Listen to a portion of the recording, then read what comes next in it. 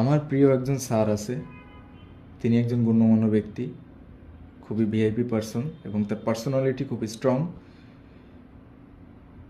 তার পাওয়ার আছে, তার ক্ষমতা আছে, তার ভদ্রতা আছে।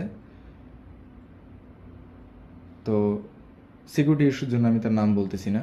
তিনি আমাকে অনেক ভালোবাসে, তিনি আমাকে আগলায় রাখছে, আলহামদুলিল্লাহ। কখনো আমি কোনো কিছুর বড়াই করি না, যেমন ক্ষমতা দেখানো।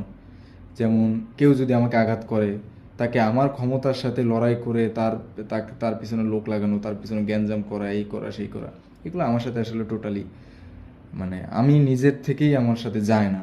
কেউ বলতে পারবে না আমি কারোর সাথে কখনো একটা গ্যাঞ্জাম করছি, কাউকে ফোন দিয়ে হুমকি দিছি, ফাও কথা বলছি। বরং আমাকে দিছে।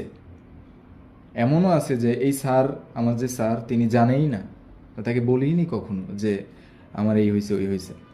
তাকে বললে সে অনেকভাবে অ্যাকশন নেবে, তার অনেকভাবে আমাকে প্রোটেক্ট করার চেষ্টা করবে।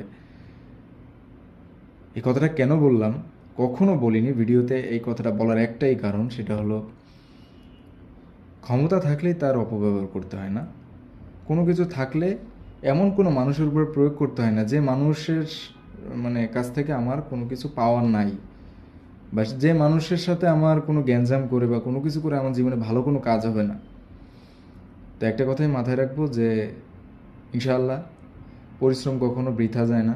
আমার পরিশ্রমের জন্য, আমার নিজের ব্যক্তিত্ব পরিশ্রমের জন্য আমি অনেক কিছু পেয়েছি, এবং কি আজকেও তার সাথে সাক্ষাৎ করেছি, আলহামদুলিল্লাহ।